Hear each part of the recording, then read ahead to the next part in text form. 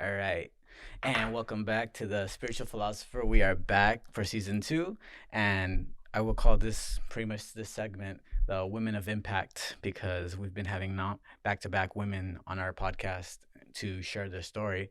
I would like to Mhm. thank our special guests, a lovely friend, Fareeda. Thank you. You're welcome. You're welcome. She has come here to sit down and open up her story. And I know I've been like, for the past, what, 3 or 4 months? Come on down to the podcast. Come on down. And it's been a work. She made it. She made it. And also on my end, trying to get everything organized. But thank you. Thank you You're for welcome. coming. We also have Roxy here today, co host as always. Welcome. Hey, hi. I's back. Back with bangs, bang, bang. Got a new look rocking here. I was Nice. actually inspired by Stella's bangs last So time. last episode we had our friend Stella come from Miami. She came and visited and talked about her spiritual journey as well, and she had all these bangs and everything, changing her look up, and yeah, inspired a Yeah. lot. hmm Got a lot of Gotta wisdom, love Stella. you know. All right, so to start off, for everyone who is listening, I wanted to say thank you. It's been a great season two so far. We are still producing and creating more content for you. This month, we have done 3 episodes back to back, back to back. Hope you guys enjoyed them. If you haven't yet, please go like and subscribe and hit that notification button for you can follow us on YouTube and Apple Music. Also, I wanted to thank all of our guests who have been coming and wanted to come back. A lot of you guys appreciate you. And now, no further ado, let's continue.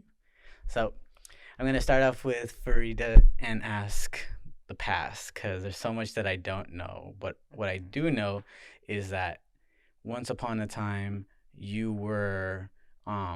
You were obese, you were big, Yes. and that's the story that I learned when I was working with Nico and getting to know everyone.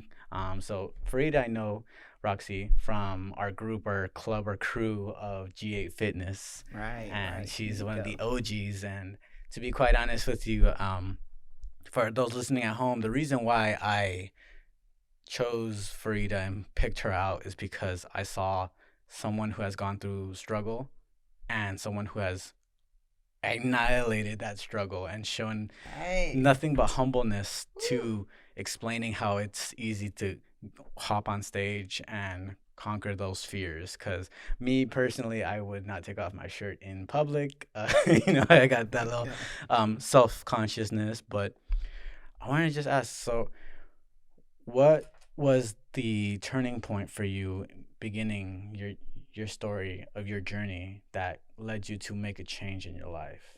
Well, so the thing about it is that when I was in high school, I was always an athlete. My mom and father put all of us in different sports and things. So throughout school, I never had to worry about my weight. Mhm. Straight out of high school, I went into the military. Okay. And so I was actually with the National Guard for a long time. And then once I got out of that, I wound up getting into like a really difficult relationship, not realizing the mental and physical aspect of it on myself. And I wound up putting on over 150 pounds. Oh, So I remember topping out at the scale probably about 325, but I probably was heavier because after 325, you stop weighing yourself because it's all relative. You just yeah, fat. yeah. To me, I was. And so I would just shied away from it. And then so, in the midst of all of that, I started developing these really, really severe headaches, and my joints and stuff was hurting me a lot. And I remember going to my physician one day, and we he ran my blood pressure, and he was sitting there talking to me. He was like, "So, how do you feel?" And I was like, "Oh, I feel good." And he was like, "Do you really?" And I was like, "Yeah." I was like, "Why are you asking me that?" He was like, "Cause your blood pressure is like 190 over Oh, 110." He Yeah. was like, "You don't have a headache or anything?" I was like, "No."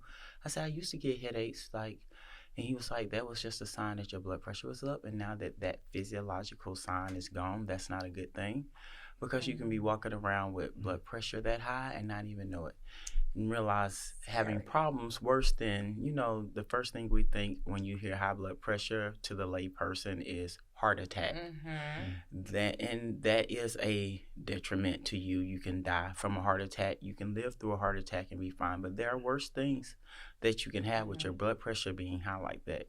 Being a neuro nurse now, strokes. Mm-hmm. Strokes are very prevalent, and with strokes comes, deficits to the point where you're not able to take care of yourself physically anymore. And then he evolved on that. He was like, at the time I was 21, and he was like, you're 21 years old. You're so And young. he was like, you have a stroke and you debilitated for the rest of your life. Somebody's have to take care of you for the rest of your life. And he was like, if you don't get yourself together, he literally said, if you do not get yourself together, you are going to die.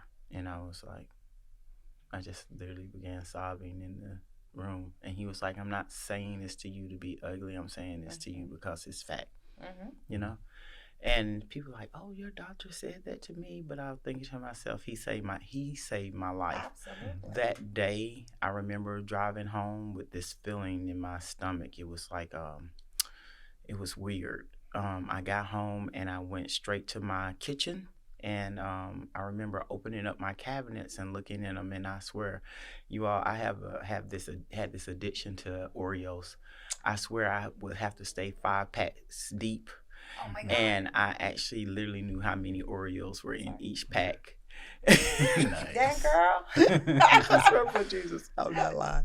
And I would eat a pack, and I would literally have to go to the store and get another pack so I could keep a pack in the house, because I had to have 5 packs because there was no way in hell I was gonna run out of Oreo cookies. So, Wow. but then I realized over the years, and it's funny because Oreos became more than just food for me. It was a source of comfort for me. It has started becoming more of a emotional dependence versus I'm hungry and I just want to eat Oreos because they're sweet and they're my favorite cookie. It just became more psychological. When you're actually counting cookies and you're looking at how many packs you have in your house, it becomes more than just food. So that was the heart. When I got to that cabinet with those 5 packs of Oreos, and I had this big black garbage bag.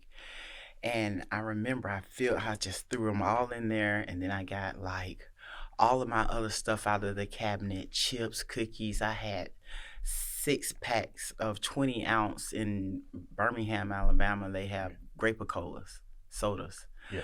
And I was throwing that away, and I wound up filling up 2 big bags. Oh, I remember getting those bags and walking outside with them, dragging them behind me all the way down to the dumpster in my apartment complex. And I got those bags, I swear, without no thought process, and just threw it in the trash. Threw it in the trash. And as I was walking away, I swear it was just like a weight. I mean, a literal weight. I promise you, from the time I walked down to that dumpster to the time I walked back, I turned into 2 totally different people. Like, I got back in the house, I realized my kitchen was empty. At that point, I didn't have any more food. So it was time to go grocery shopping.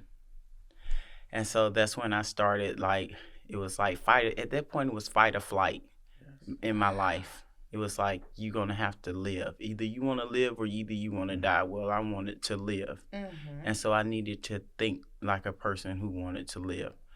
So I started adopting the phrase, if it doesn't fly and it doesn't swim, I won't eat it. So I was eating a lot of chicken, a lot of fish. I ate a lot of greens. I stayed to the leafy greens, did the healthier carbs, what I thought was the healthier carbs at that time, which was like sweet potatoes and quinoa and things of that nature. Because I didn't really at that time really know about macros and stuff, but I knew what was healthy and what wasn't. I knew the pattern of eating fast food every day wasn't going to help. And I knew eating a bunch of sweets and sugar wasn't my thing. So eliminate those out and go with what you feel like you need to do. Yeah. And that set me on my path. I tell people, I'm like, I'm just going to be real with you. When you over 300 and something pounds and your knees and stuff hurt you like hell, like I was not going into that gym with the attitude of I'm going into this gym because I want to be snatched. I want my body to look like this. No, I told folks, I was like, I went into that gym for one reason and one reason only, and that was to live. And that meant I need to get in there to get this weight off of me. I wasn't worried about how I looked, because if you had told me at the time, I was fine anyway. I'm like, I was a big girl, but Like I didn't look at myself as being like this ugly duckling or anything. I knew I had a lot of psychological stuff going with me, but I wasn't like, I'm cool. you know, but I went into, I wasn't chasing the aesthetics, let's just say. I went into the gym for health. For the health, and the aesthetics followed it. The love for the gym followed it. Me getting back into what I knew as an athlete growing up, what I needed to do in order to get myself together. And it was a struggle. It was a fight. Because you had that athlete stuck inside of you, inside of that 320-pound person. There was an athlete girl who was stuck. Yeah. And you released her. Yeah, I did. First and foremost, and I tell people, you know, with all of that, your mentality first has to change. So the big source of my issue was the relationship that I was in. So first and foremost, after I got rid of all of my food and I set my intentions to get better, I needed to set my intentions to get better. So I had to do what I needed to do with that relationship. I knew it was not healthy, and I knew it was killing me, and so I had to release it. So that was the first 200 pounds lost. To the curve. After that 200 pounds, then I was ready. I was like, okay, I'm released. I'm ready to go in here and do what I had to do. So that's awesome. Yeah.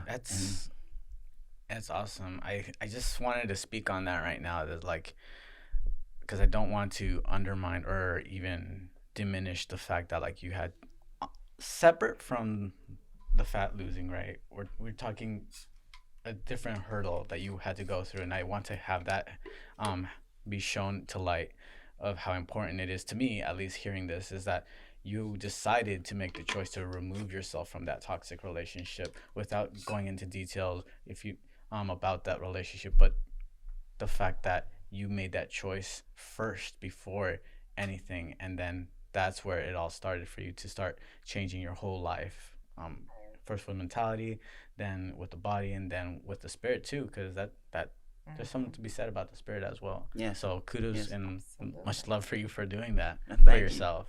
And I'm blessed because the blessing is that I had, through all of this, I had a strong support system. Even though at times I bucked it, because, you know, sometimes people see things in your life going on and tell you things is going on, but when you're not ready to hear it, you're just not ready to hear it. And I tell people, I'm like, the fact of the matter is you can't want more for a person than they want for themselves. And even though I knew my mom, my sister, I had several strong friends in my corner who all saw. But sometimes it's hard to see the forest for the trees when you're standing in the middle of the forest. And it just takes, and I say this, I'm like, this path that I went down, this journey that I went on, I was supposed to. This was supposed to happen to me. It made me who I am today. And I don't regret it. You know what I mean? It was a lesson learned. But yeah, you have to get it within yourself that, okay, this isn't working. And it has to become a fight or a flight. Do I want to stay relegated to this, or do I want to do better? And like I said, the Lord put specific people in my path.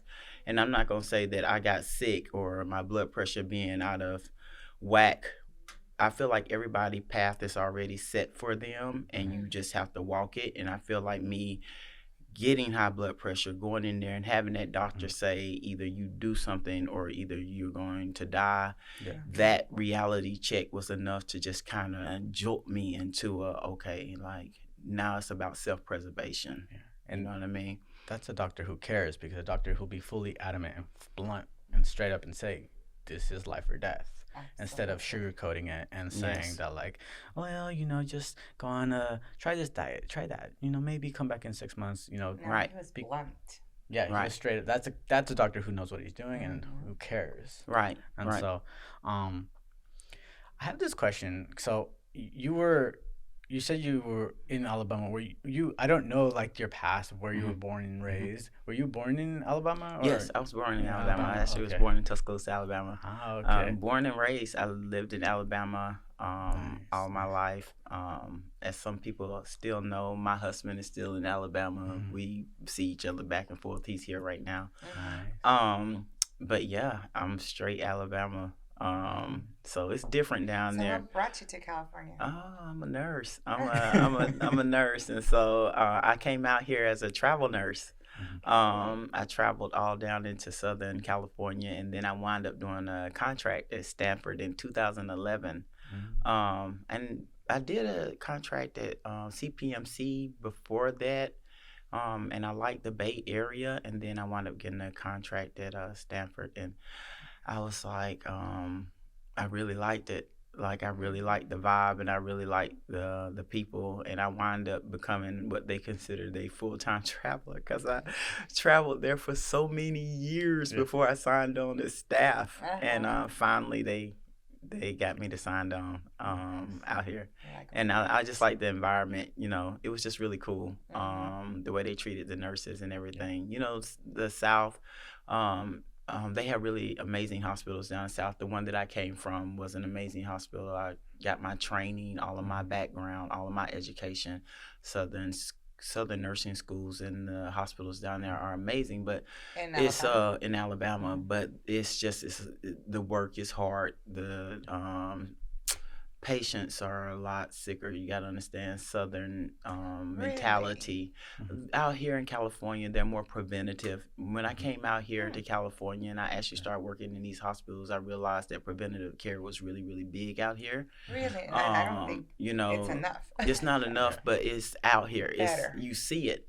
Mhm. Versus, I didn't. Preventative wasn't as much as it should be in the South. It's there, Mm-hmm. but it's not as focused on out there. You Well, know you what I guys have mean? that comfort We have food. comfort Yeah. Oh my food and God, stuff it's like so that, delicious. and we have the old Southern mentality. Yeah. You know what I mean? You know, and it's not, I hope Southern people don't judge me when I say this, but they will understand. Like Southern people, especially older people, it take a lot for them to go into a hospital. You know, Mhm. and I don't know if it's just a distrust thing of hospitals Yeah. with Southern people, or if it's just they believe in old time remedies, Yeah. you know, or walk it off, you'll Yeah. be Or both. fine. That Yeah. mentality. So it takes a lot to get them into the hospital, and by the time they're They're actually really in the sick. hospital, Mhm. they are sick with multiple things. And so the patients are a little bit sicker. So it's a little bit harder work. You Interesting. know what I Yeah. mean? But and they're really big on Stanford was one of the first hospitals that I worked for that was actually unionized. Mhm. So that was really, really good feel, the Mm-hmm. camaraderie, knowing that you had somebody that will always have your back, Mm-hmm. you know, Mm-hmm. looking out for you. So that was kind of really, really cool, especially in my In your field. field. Yeah, yeah. So I want to go back a little bit when, because I find it based on what I know and how and about South and being an athlete. I think like kudos to your mom for putting you into sports Hmm. because that I feel is a real key thing for all parents to listen to is like put your kids in sports, put your kids to do things to get them motivated to do stuff with their Sounds body. like a cliche, but it's Yeah, so like true. because that's where it starts inculcating kids into being healthier, right? Mm-hmm. You start teaching kids from the young age. Okay, well, you're gonna do some sport. Whether you don't like basketball, okay, we're gonna go do soccer. If you don't like soccer, we're gonna do something else. And it could be dancing too. Yeah, even dancing. So I just wanted to speak on that and say kudos to your mom for doing that because not all moms do that. Some moms, like I know, my mom, she's like, you do what you want. There's a GameCube, and I that don't really know. didn't I help me, always you push know. my kids to be So sporty. Yeah. just wanted to speak on that. So moving into the past, and we were talking about how you were a travel nurse and how you're here permanently, or are we still considering going Yeah, I'm traveling? still considered Mm-hmm. Alabama, but Alabama's always I'm home. Yeah, but I'm Sweet here. home Yeah, Alabama. but I work here. I'm here. Yes. I like it out here, but I don't know if it would be a completely permanent Mm. spot for me. I like Alabama. Yeah. I've never And you been. It'd be never wanting to realize how go. much you love your home until Yeah. you're away from it. Yeah. Yeah, it's a lot of things that could definitely change about it. It's a lot of things out here that I love about this state. And all the opportunities that I've had out here. Mhm. Some of them I probably wouldn't have got being in Alabama, but there are things that I love about Alabama that it's a Like little what? well slower pace. It's Okay. greener, true Nice. seasons. Uh-huh. Yeah. Everybody is a little bit more laid back. You know what I Uh-huh. mean? Yeah. I miss the barbecues. Mm-hmm. I miss the barbecues. There's more sense Um, of community. It is. I mean, I found a church out here. I go to Vive, Mhm. and I love it. But it was years Is it a Baptist? before. It's non-denominational. Non-denominational. It was years. I had been out here for years before I could even find a church that I could relate to Uh-huh. because they do church different in the in the South. You guys have the I know I hate to singing say and that, but right? it's just Choir they and do everything. church Yeah. different in the South. Yeah. Like That's what I want to experience one Sundays, day. Sundays is real. Yeah. And everybody goes to church in the South. You might see you in the club at night that night before, Yeah. but you be like, "What are you doing tomorrow?" I'm going to church.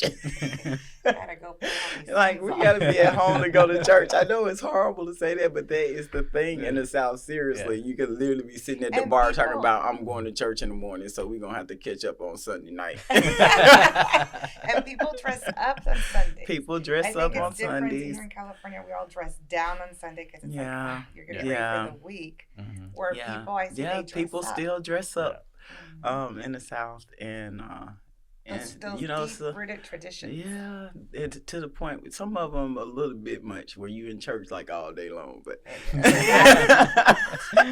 that's one thing I do like about out here. Like they set a clock and they out. Yeah. On Sundays, you're out if it's a big football game. Yeah. Priorities. if Alabama and Auburn's playing, you might get cut short. With Can church, the imagine the preacher gonna cut it off, so everybody won't start looking at him crazy like, You need to go. You need to go. like we visiting We gotta go, be- we about to walk out on you. But yeah, I miss that about it.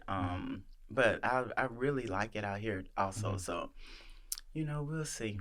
Culture shock within the same country. Oh wow, it was a big when I very first came out here. I always felt that I was pretty cultured. Like I said, Mhm. thank God for my mother. My mother was in education Mhm. all our lives. She was an educator. She was on the board of education. Nice. She was on the Alabama PTA board. She was a teacher. Now she teaches secondary education, and so she was big on educating and making sure that her children were cultured. So we did all the things that a lot of people were like, "Yeah, Mom did it." Yeah, we did the piano, we did ballet, we did sports, we did all of that. So and having a mom like that facilitated making sure that we were cultured and learned and not just stuck into this box. So, but when I came out here, I was like, well, I thought I was cultured. But I'm just going to be honest with you. Like when I very first stepped foot off of the airport into LA, and I actually went and I worked there. Yeah, I worked at Woodland Hills Kaiser, and I walked in and it was like, Right. I don't know what these people are. And I know you all gonna start laughing at me, but I'm so serious. Cause in Alabama, as far as so many different cultures in one area out here, like it's out here. But in the South, you don't see that as much. Yeah. You know what I mean? Caucasian, African American, you'll see Asian predominantly. But all honesty, Latinos are the nowhere first to be time I found. ever, Filipinos. Yeah. It was the first time I ever met one in LA. In I LA. swear. And I'm be 44 my birthday, and so that wasn't that long ago. That probably was about 11 or 12 years ago. It was the first time I ever actually met Filipino, Wow. and it was very cool. I'm not gonna Nice. even lie. Like I embraced it fully, and they Yeah. laughed at me because I'm honest. I was like, Yeah. okay, so can you please explain to me what your nationality is? And they just bust out and started laughing at me. I said, I'm just honest. Like, and Yeah. they told me, and I was like, oh, okay, so where are you all located on the map? Yeah. You know what I Yeah. mean? Like, And they told me, and it was really cool. Like, and from that point on, I was intrigued. Like, I was trying to learn everybody, where everybody was Yeah. from, and all the different foods and Mhm. stuff. Say the Yummy. And food. so now, yes, Filipino food Yup. is my favorite food. Lumpia. I have to be careful because It's Yeah. so good. it's Chicken addicting. adobo for me. Yeah, Oof. I used to search it out here. Oh yeah. Yeah, I did. I would be Yeah. all the way Well, down plus there at LA. Milpitas Yep. at Valario's. I'm not Fremont. gonna. Fremont. That's where you go. And I'm not gonna even lie. I go down there and I would just Grub. grub. It was Yeah. horrible. Yeah. Yeah, so yeah, it was really cool though. And I think that's what really made me like it out here Yeah. so much. Cause it was like I was learning all this new stuff Mhm. at this It's a huge point in my variety. life. And Yeah. I'm all about, like, I love learning. You Mhm. never have too much education Yeah. and learn. But it was really cool because I was Yeah. like, oh wow, like I'm learning all this about different people and all these Yeah. different Uh-huh. cultures and stuff in this one spot. So yeah, it was really, really, really And cool. LA is definitely the melting pot. Yes, More than yes, the Bay Area for Yeah. sure. yes, for it is. sure. It was Yeah. a big melting pot, and it was Yeah. really, really cool. It was really Oh, cool. yeah. And food Yeah. was probably even more better than that. Yeah. Yeah. I mean, Yeah. our food is good up here, but Not like LA. not Yeah. like Or LA SoCal. or San Diego. Yeah, It's like, and you know, nurses, they cook, and Filipino nurses love to cook, Oh, Oh, yeah. yeah. and they love to feed you. Mm-hmm. I think that's just part of the culture. And Yeah. I love it. Yeah, I'm like, yeah. you can go for me any day of the Yeah. week.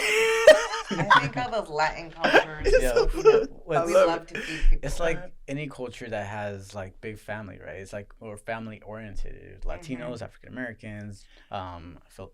Filipinos were very family oriented, very welcoming. Yes. Also, it's like, oh, you want to try our food? Or You here you just go. Yes. put more water in the Yes. pot. Here we Yeah. have more Yes. soup. Yeah. And I felt Exactly. that because it felt like home. Yeah. And I tell people, I think the reason why I love Filipino food so much is because it reminds me of comfort food Uh-huh. in Alabama. Yeah. Because it's so rich Yeah. and Uh-huh. like full of like Mhm. flavor. Yeah. No shade. And fat. No shade. And so my palate just Yeah. instantly like gravitated to it. I Mhm. was like, oh, and everything about it Yeah. felt Yeah, like it's really back good. at home. You know, people wanting to feed you. That's how they show they really like you, like Mhm. giving you food and wanting you to eat and stuff like that. Because that was the Mhm. thing back at home. Like you come over somebody's house, they be like, we cooking, yeah, we cooking. Yeah. You're all- Everybody's just Yup. cooking and eating, and that's the feel. So, But I think that's why Yup. I told one of my girlfriends at work. I said, I think I like you all's food so much because it reminds me of our food back at home.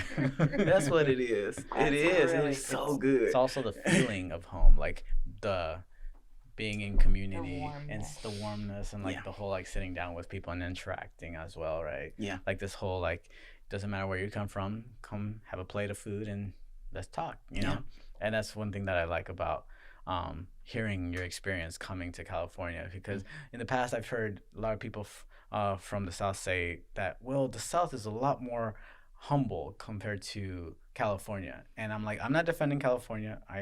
But I have been to Georgia, and I was like, they're so nice over here. Like Mhm. they're so They are nice. They're nice. so Mhm. welcoming, and it's Mhm. like that to me reminded me, Mhm. just saying when I was in Georgia, that reminded me of Central America. Mhm. When you would go into like the random kid's house that you're like, hey, my friend's coming over to play, and then like you're like the old abuelita would come out like, mijo, ya comiste? Did you eat already? And then you start making the the Mhm. pupusas, and there's like, okay, here's a pupusa for you, you know. Love Right. pupusas. Yeah.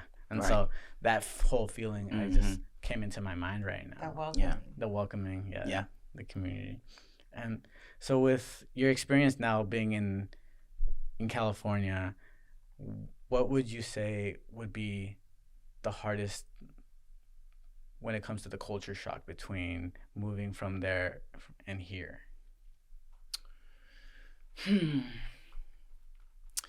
In Yeah. all honesty. In all honesty, Yeah, yeah. honesty is the Negative best and policy. positive. Like this Right? mic is open. You It can doesn't have to speak be all positive. Okay. speak to it. You can So, feel free. You're not restricted. Trust me, So we're not gonna from get my canceled. perspective, as an African American female, coming out here to California, so I feel like in the South, what you see is what you get. Okay. Yeah. It might be a little bit blunt, but they are what they are. Yeah. Yeah. And I feel out here it's a little bit more throw a rock, hide your hand dish. Yeah. And it's hard to figure out who's coming Or from plastic. the right direction. Yeah. You know what I mean? It's hard to tell sometimes if people are genuinely what they say they are. Especially in LA. You know? I gotta say. Sorry, LA, we love you, but You know what I Yeah. mean? And just being an African American female, and I am a minority out here in this Bay Area. Being an African American female as an ICU nurse, I'm an even bigger minority. I'm usually probably the only one on a unit. As a travel nurse out here in the Bay Area, I found myself on many units where I was either the only one, or if they did have one, they was probably a traveler. On my unit, and especially at Stanford Hospital, when I got there in 2011, there was not a lot of us, and in the ICU, there's definitely wasn't a lot of us, and even though they're trying to now, as far as is concerned, Stanford has this big cultural awareness going everybody on. does right now. And, with the whole Black Lives Matter push and everything like that, and just trying to be more culturally aware of the things that's going on, because, and I hate to say it, but it wasn't until the Black Lives Matter that people had to stop just ignoring it and not actually facing it. A lot of people feel like if they just didn't mention it or didn't say anything, that it would just go away. And so that method was gone when you were put on blast, and you have to actually show proof that you're trying to do something better. But being out here and knowing that I am one of the only ones on the unit, or in the hospital in general, do you think that has opened more opportunities for you because they're trying to be more equitable? I think that as far as like,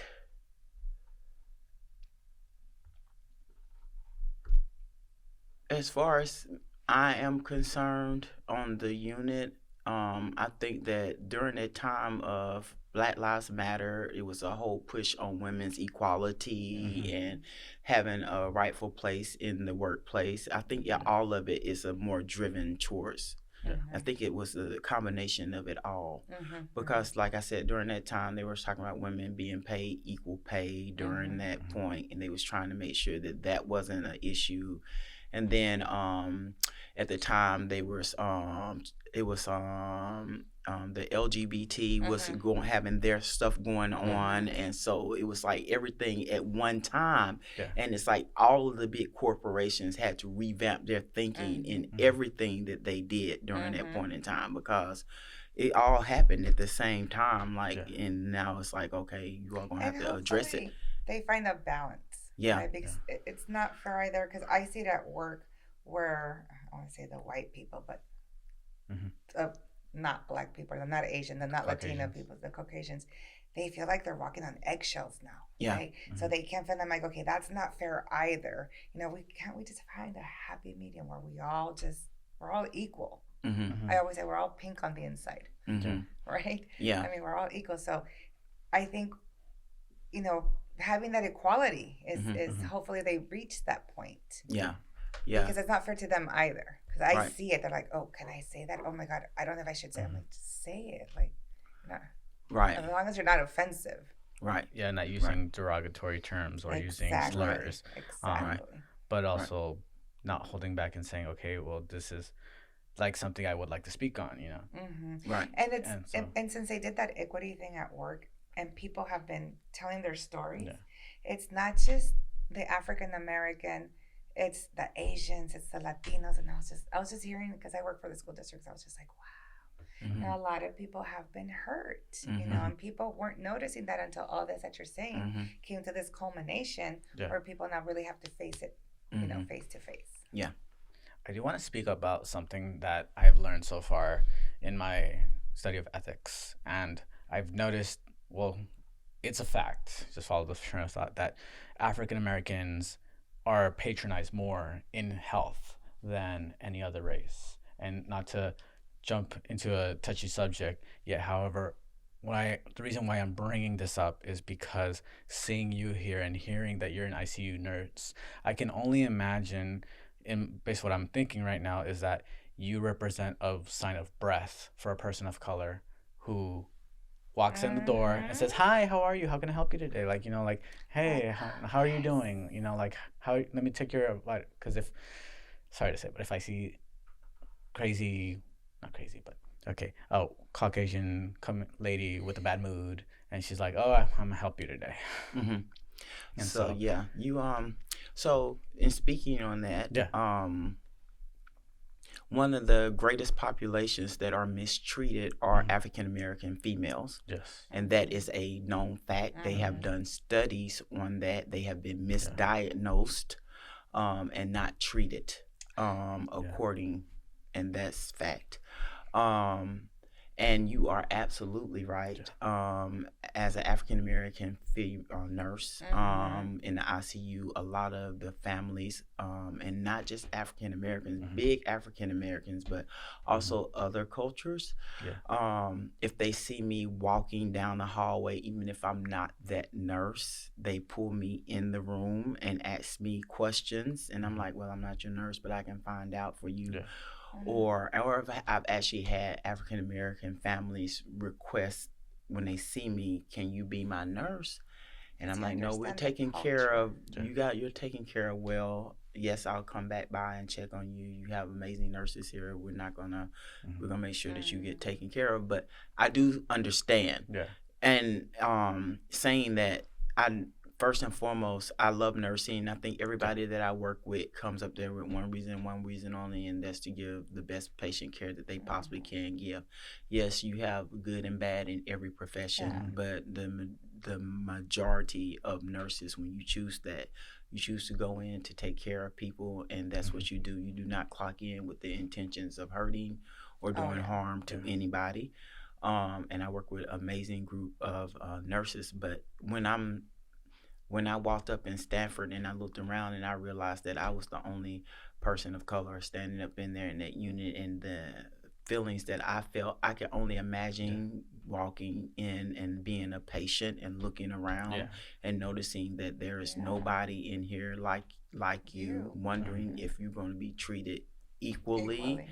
And depending on what they've had in their life, traumas in their life, anything that's going around here in the Bay or whatever, it's just kind of like exasperated, because now you're having to basically, you're in the hands of somebody that you don't know is going to give you that optimal care. That's scary. And that's scary.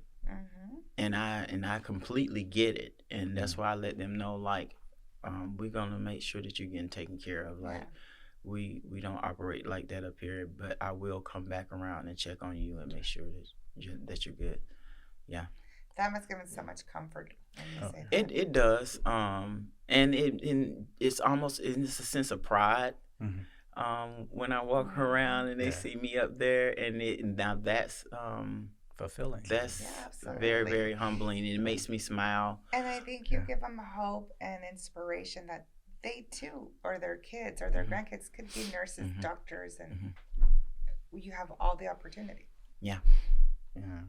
So I see it more as like on a spiritual side, on a metaphysical side, using different words for the same meaning. It's like your call to action. If I'm saying this right from a philosophical standpoint, what I'm trying to say is that I saw right now you say, I took care of myself, mind, body, and soul, and I'm seeing it now in real time, being how you treat your clients, or your, not clients, but also your patients. The way you took care of yourself is the way you're taking care of others.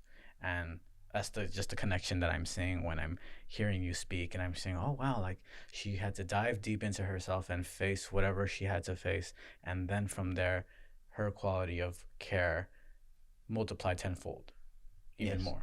Yes. And so that's what I'm hearing and feeling right now. Yes. So just want to speak to that. So would you say that your lifestyle, now that we're transitioning into the present, right? Your lifestyle that you're living now is directly related to how your work as well. Yes. Yes. It's it's actually definitely it's directly related. Yeah.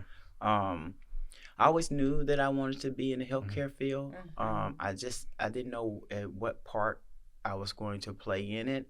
And then nursing just was like breathing for me, even through nursing school.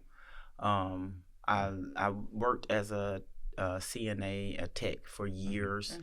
And so patient care was just embedded in me anyway. So nursing was just the natural path that I would go on. But it's more than that. I have a passion for it, and I love it a lot.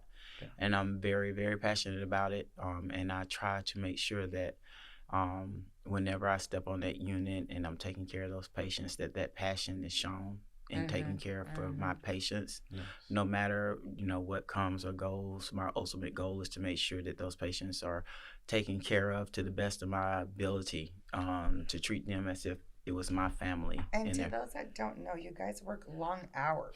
Yeah, I'm like 12-hour nights. Yeah, 12 hours. And sometimes it's a night shift. Yeah, I'm night shift. You're night shift, yeah. And then you're on 3 days or off. So it's like grueling for a couple of days, and then you're like, so you guys take the blunt. Yeah. Absolutely. Yeah. So now that we've heard about your present and you've heard your past, now I'm going to transition and ask you this question. Whereas, based on your life that you've experienced as an African American woman, being raised in the South, moving to the Bay Area, anything you feel that you wanted to share of what was the hardest dark side of the soul, as we like to metaphysically say, which is when you had to imagine yourself in the abyss and you have to take a leap of faith, and you jumped, and it was the hardest thing that you had to encounter in your life.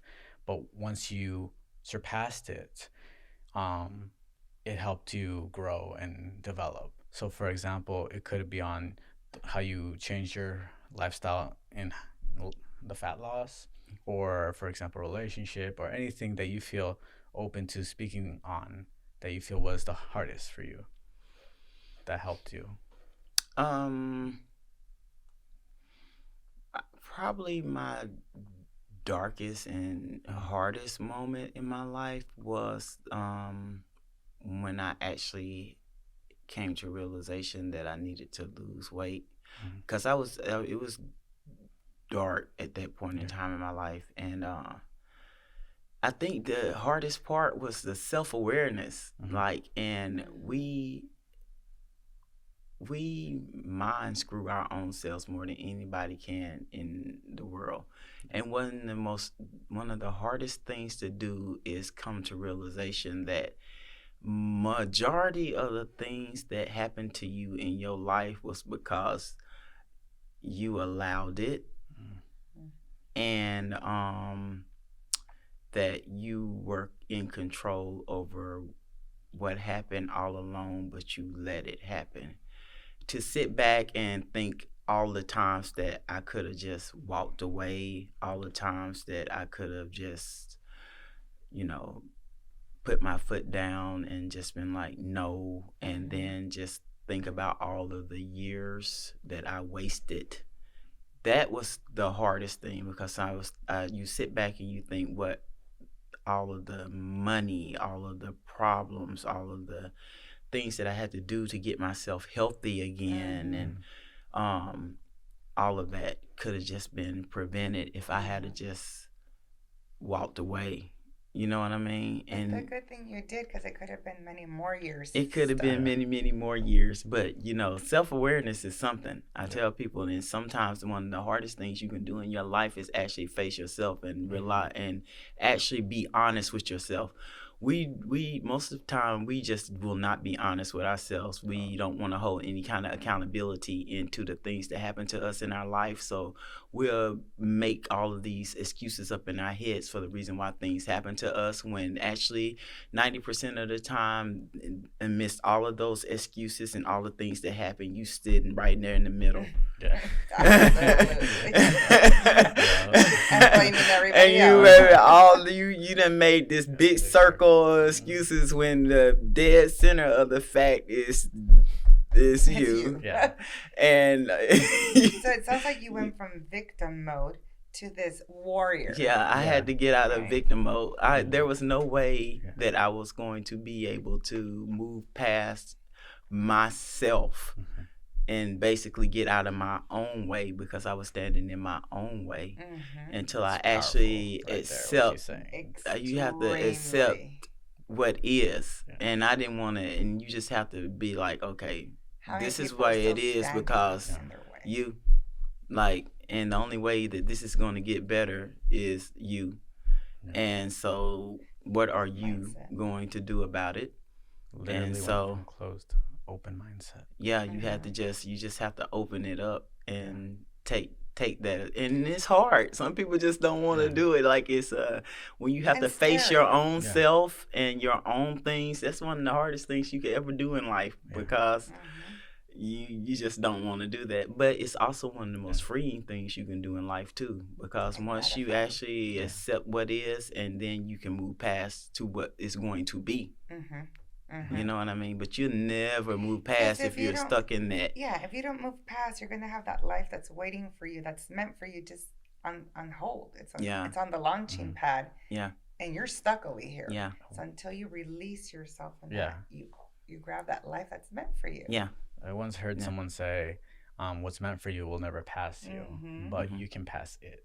Oh, absolutely. Yeah, you definitely can. And it'll come back to you. Yeah, it'll still be waiting on the queue. But you can always keep passing it. Yeah. You can always keep passing it. It's like, exactly can. Until you hop on that train. I'm sorry, but I should not use this reference. But like, I thought of, I watched a lot of Medea as well. Oh yeah, I love her. I'm sorry, but I have to bring it up. I have to bring it up. Like, hey, and I love the fact when she says, "We passed by the church. I said hi," and we just like, that's me right there. I passed by the church. I said hi, and peace, sign of the cross. I'm out. Bye. But, love to everybody. Right. So now that we've heard the dark night of the soul that you've encountered, which thank you for those powerful words, like literally thank you. Seriously, and I think people really need to listen to. Go back and re-listen. If you're stuck and you don't bypass that, you will always be stuck, and you'll keep on passing what's meant for you. Because what is meant for you, just like you said, won't pass you, but you will keep on passing by. What I do want to speak on now is, how did you, well, we know how, right? But if we can speak on how you went from not looking at the fucking weight scale at that part, and now I'm going on bikini. Let's go, girl. I'm gonna get this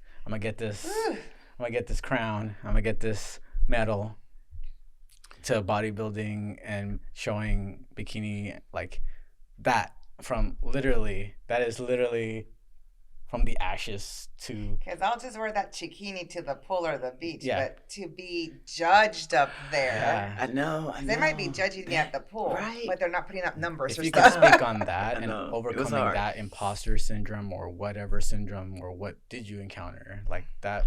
Or just fake it till you make it. I got this. Yeah, it was hard, because I'm gonna just let y'all know, like, I didn't wear bikinis.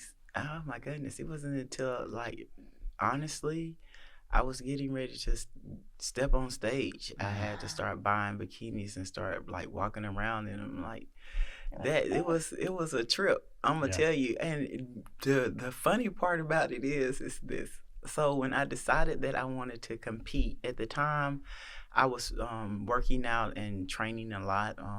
One of my friend Sam. He was training me at Undisputed, and I used to come in there and train all the time. But during the time that I was training, I was actually having a lot of health issues. A lot of people don't realize it, but I had to have a hysterectomy secondary to just massive fibroids. Fibroids plague African American women a lot, but I had to have a hysterectomy. But at the time, with me being a nurse and always going to the left, I walked around for years without addressing my issues.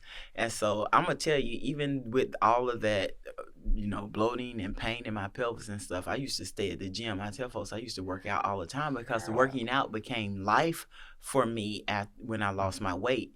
I told folks it wasn't a diet for me. I changed my lifestyle. Working out was just like clocking in to work. I had to pay my health tax. Yeah. You know what I mean? So it wasn't an option. It's either you work out and do what you need to do to keep yourself healthy, or either you just not going to be around here to be able to. So once I adopted that, it became an actual lifestyle, just like breathing. It wasn't an option. I planned my life around me going to the gym, not my gym around my life. So it was like I go to the gym, then we move on. Or I go to the gym, you know what I mean? So it's funny because I was working out with Sam and I was having all these issues, and I would come in and give it 100, and I remember him saying to me, "Girl, you just a beast." And I told him, I said, "What do you think about me competing?" I was like, "I've always wanted to do that." And he was like, "Well, you could do it. Why wouldn't you think you couldn't?" I was like, "Well, I see these chicks on the front of the covers like this." And I tell people, I'm like, when I look at these women, I see like discipline, like consistency. Like I'm not looking at them and seeing like, all these massive muscles and stuff like that. When I see that, I'm thinking about a level of like discipline like no other. That's what I was chasing like. And he was like, you think I could do that? He was like, "Of course you could." So right after my hysterectomy, I swear to you not, it was December of 2016, probably about the 8th or 9th, I had my hysterectomy. The beginning of January of 2017, I was walking into this shop and had a meeting with Nico.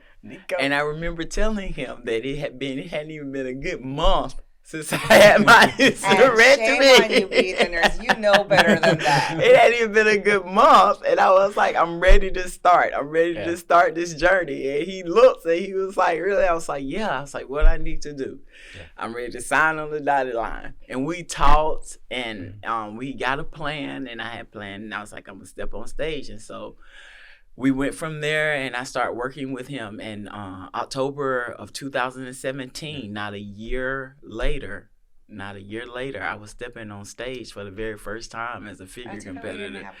And it was so empowering because I'm going to tell you, for me, it was the journey. Like, I know and that is what makes me love bodybuilding. I told somebody, I was like, it was the journey, the whole process, being able to, and Nico is, I love him to death because he's an amazing coach, but it was more so like, even though he was guiding me and telling me what I need to eat, my macros and stuff, he was teaching me how to actually live. And I swear, like working with Nico, I probably can do macros in my head, like left and right. I could just look at you, tell numbers. And I was like, and to me, I think the most powerful coach is one who can actually teach you to be a better person. It's more than just somebody just telling you what to eat and you go on and write numbers and leaning you down, but he actually taught me how to be a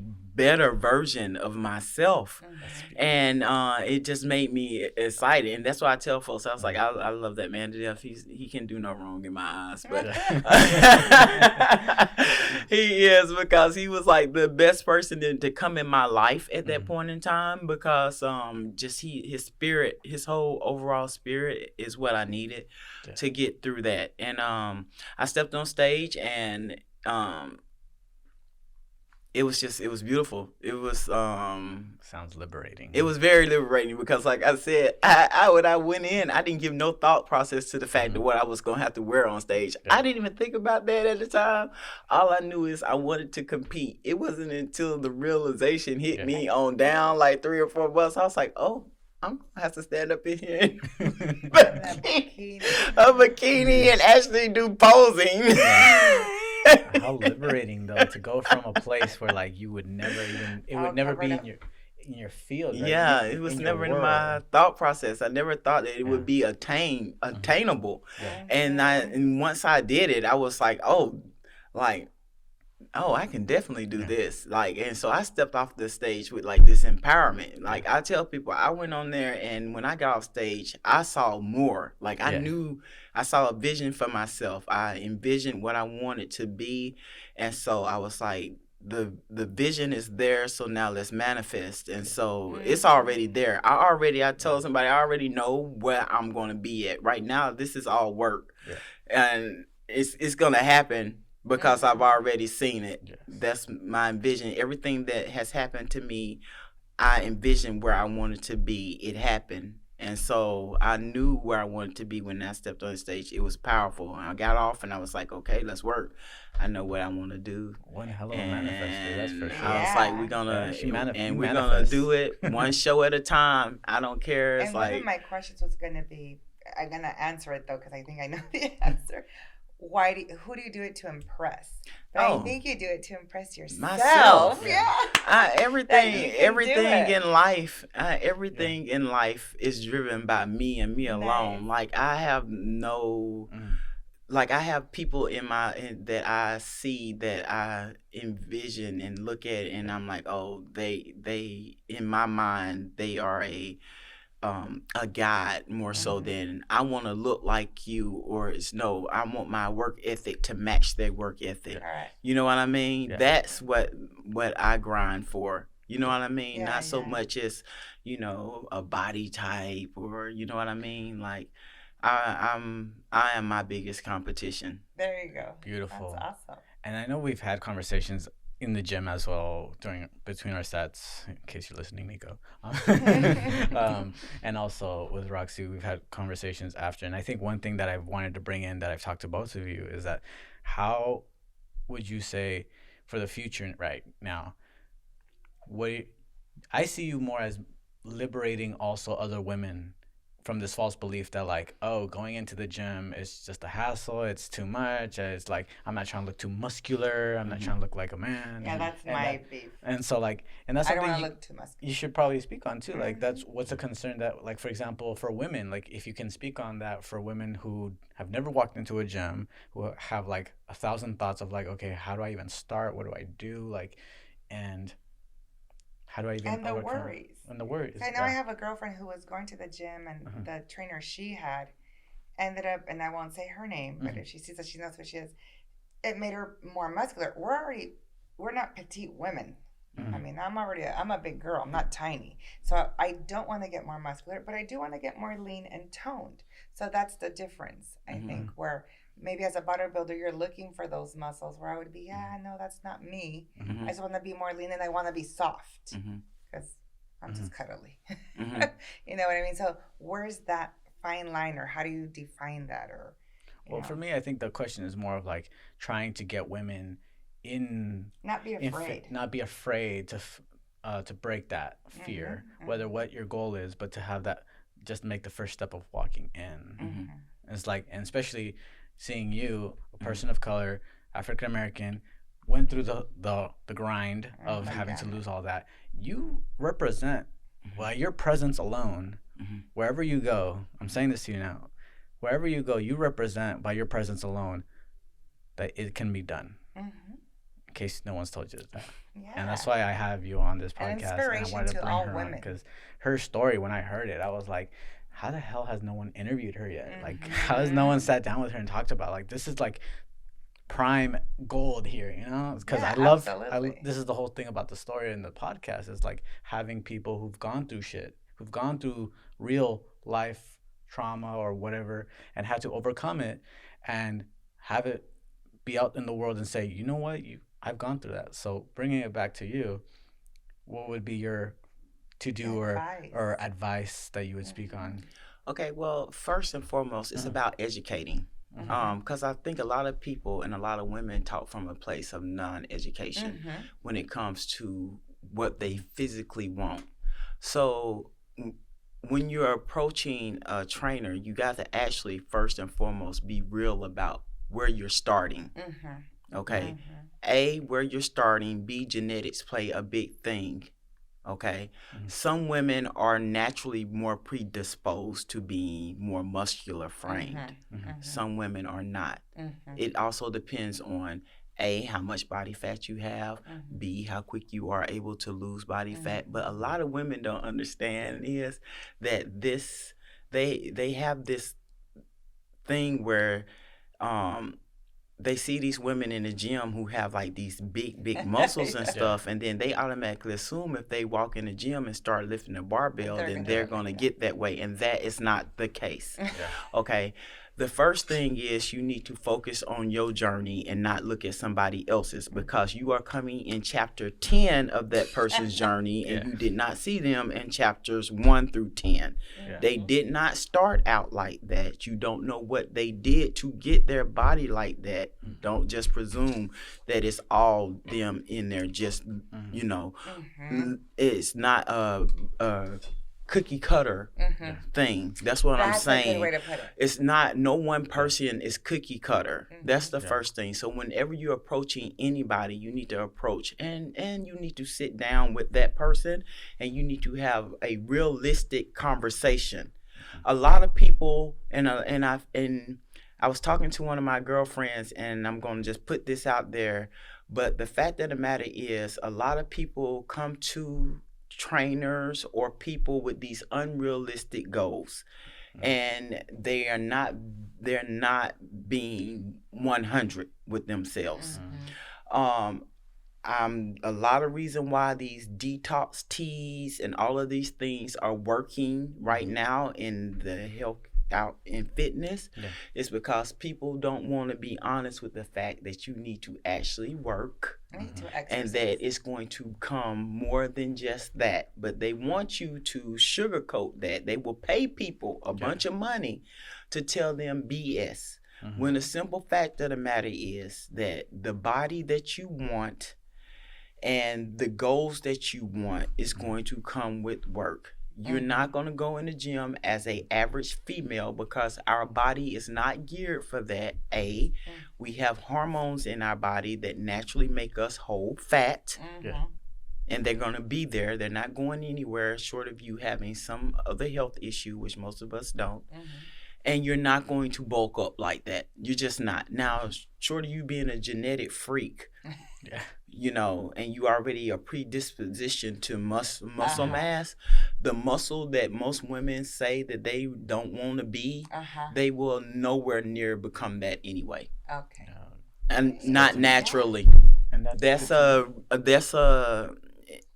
implanted in their head is not a true thought process. It's not an indicator of what you're going to be. And I think it's a false belief that you go into the gym. And I think that right there, on top of the false belief that you can lose fat, that it's just going to come from one area and that it's going to stay in another. And I think a lot of that has to do with social media, and it has to do with the way society paints females now, and the people who these people are following to make it believe that you can have this tiny waist, this huge butt, and that's that body type that they're going after. And that's what I'm saying about know your complete audience.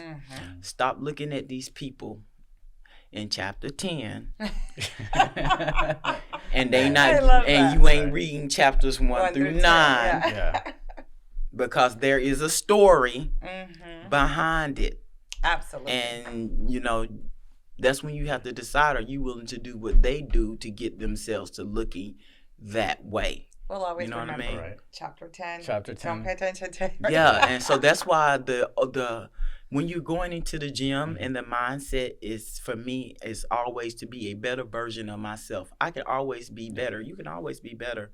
I tell people that I don't like stagnant. I'm not a stagnant person. I'm always dynamic, and I'm always looking to better myself. And you can always be a better version. And I tell people, I seek out to be a better version of Fareeda. I see how I want my body to look, and I go in and I work towards that. I don't dictate my body according to what somebody else do, because you are in control over that. And I tell people, when you get into the gym and you start with your dieting and your fitness level, and once you start learning your body and seeing your body, you are in control over what you want your body to look like. And that you are in control. You can hire as many coaches as you want, and you can pay as much money as you want, but they cannot make you get out there and do it. If you don't have it in you and your mindset is not right, you can have the best coach in the world, you gonna fall off. You can blame it on the coach all day long, but it ain't. It's you. And I know some people gonna probably feel salty about me saying that, but that's just real talk. Real talk on this. You need to have 100. You need to have that 100 conversation with yourself, and realize what you did in accountability. You know what I mean? But that's the big key. Like, you are in control. I totally agree. Over it. Yeah. Did you have other question that you were thinking? No, that was one of the. So I have a question that I've been wanting to go deeper in, and it's connected to a lot of research or stuff that I've been reading, which is Black feminism. And based on what we touched slightly on it earlier in the podcast, and I don't want viewers to think that we're shying away from the difficult conversations either. With utmost respect, I asked, so knowing what we know, which how Black females are treated when it comes to the bodies, and how a lot of Black females, African American females, are, what is it called, when they are treated like more manly or down to their body parts and everything. How do you fight against that with showing the feminine side in bodybuilding? Because I can only imagine, based off what I've heard and read and all these philosophers and writers about the experience. Can you speak on that, how fighting against the whole, oh, you're going to look too manly, or you're going to look too squared, or I don't know, anything on that? Because I think that right there is something that's like taboo, and no one has ever asked or wished to go into. And I'm not the one to shy away from those kinds of questions.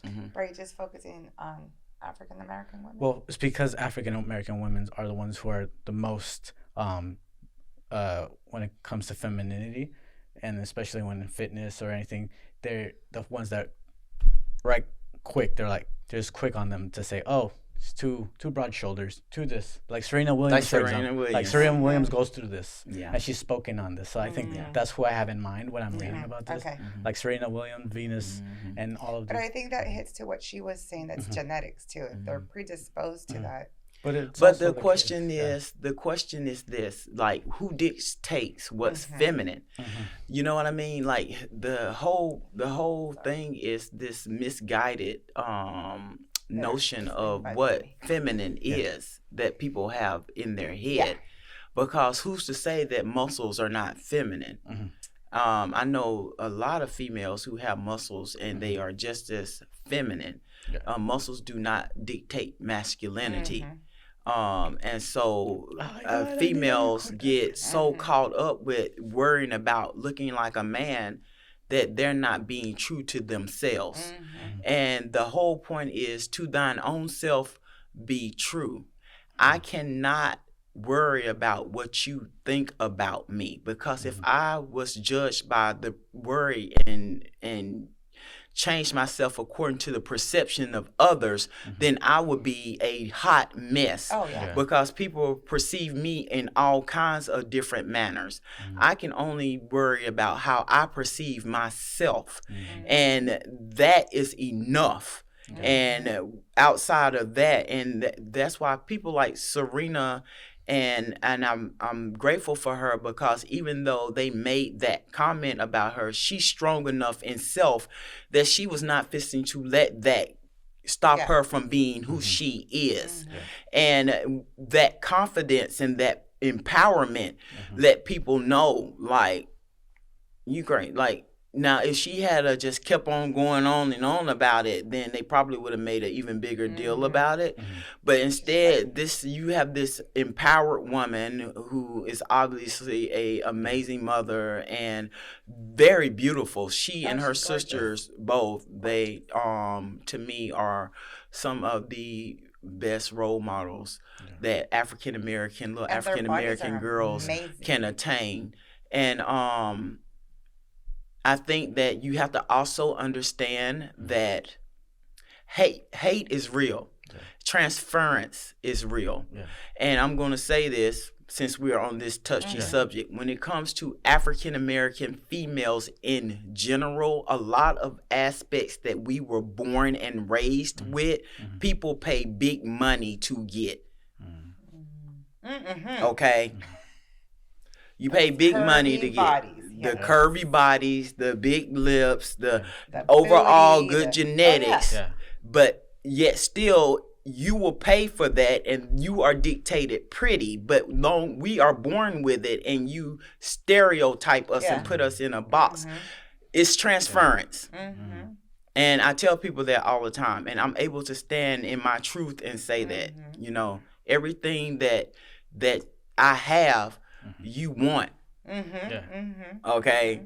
I know that, and I see that all of my qualities that I wake up with, you want. And if anything, it empowers me daily. And that also comes from waking up every day to an African American mom that lets me know you are beautiful. It's not you are beautiful because to be a black girl. You are beautiful. You are beautiful. And despite what people say, just let them say it. It's coming from a place of hate. And my sister and I both were brought up in that. And so hold your head high. Kudos to her mom. And so I've always been that child.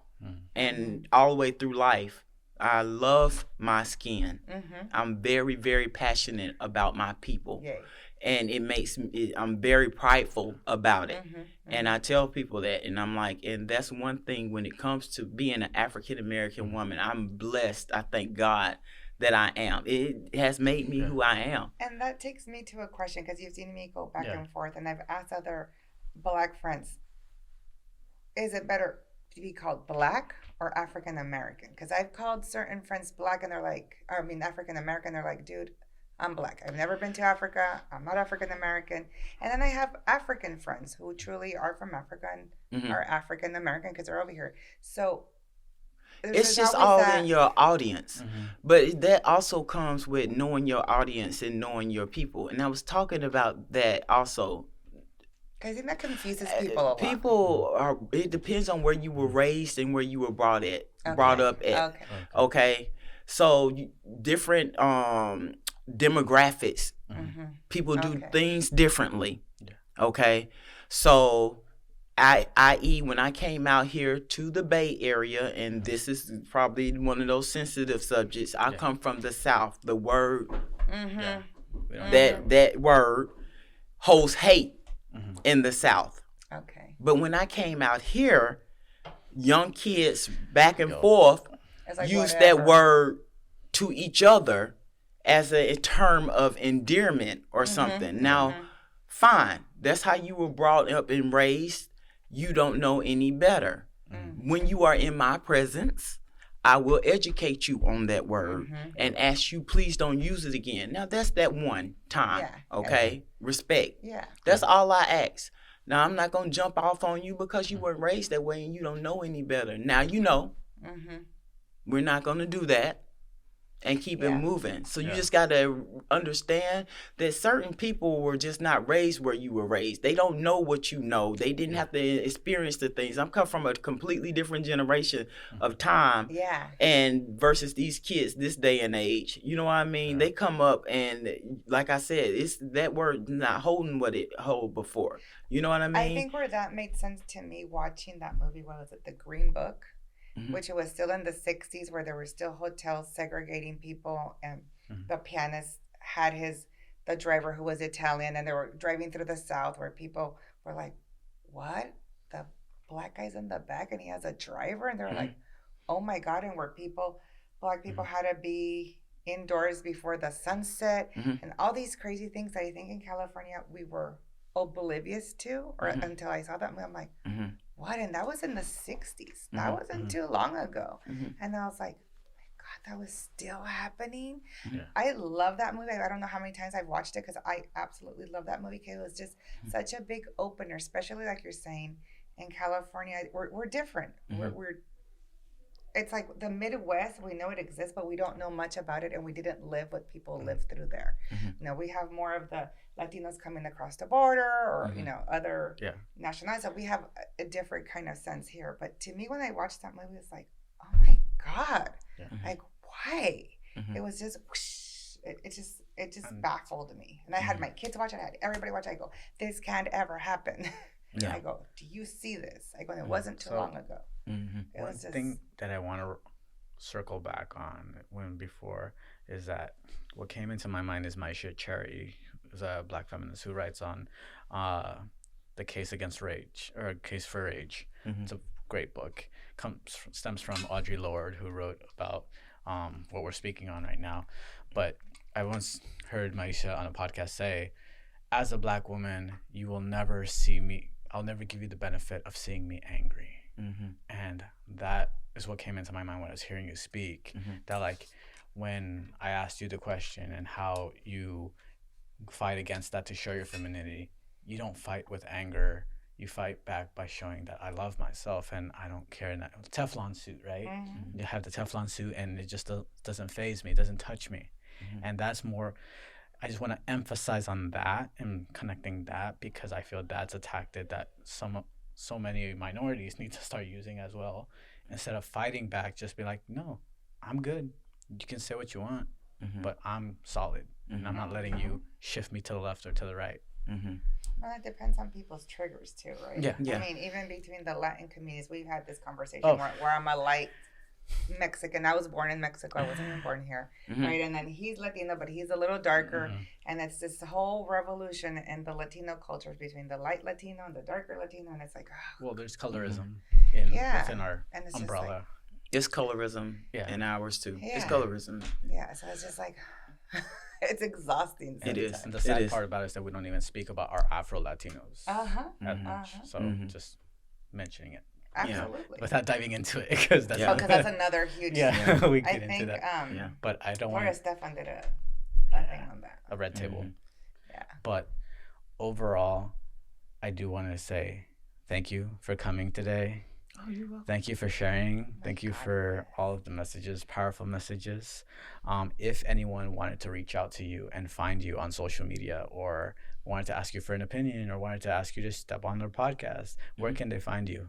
So my Instagram is Fareeda Spates Holmes, Fareeda Spates. You'll see my picture of me up there in one of my bikinis. Let's go. And I'm also on Facebook also. You can just, you probably find me easier up under Fareeda Spates. That's my maiden name. That's what all of my friends back at home remember me by. So just search Fareeda, Fareeda Spates, Spates. And you'll find me on there. Cool. Yeah. Sounds good. My God, it was a pleasure. Roxy, where can they find you if they wanted to ask any questions or anything? Oh, I'm on Instagram, Esphoria. Esphoria. Whatever. I need to work on this. You gotta work on it. He always asks the same question, and I'm like, she always talks out. So I do cough out. We're here. You can follow us at The Spiritual Philosopher on YouTube and also on Apple Podcasts. We're also on Instagram, The Spiritual _Philosopher.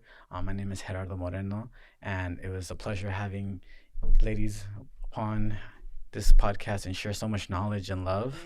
And thank you to Jason, who is our cameraman doing the works. And please like and subscribe and follow, and also share this to whoever you feel needs this. This is the only way our platform and the algorithms work.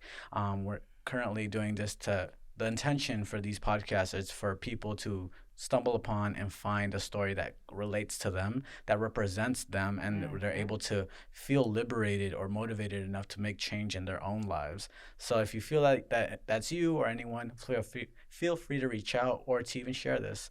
Don't forget to also leave those comments of love or questions you have for any of our speakers or future speakers. Or future ideas for podcasts as well.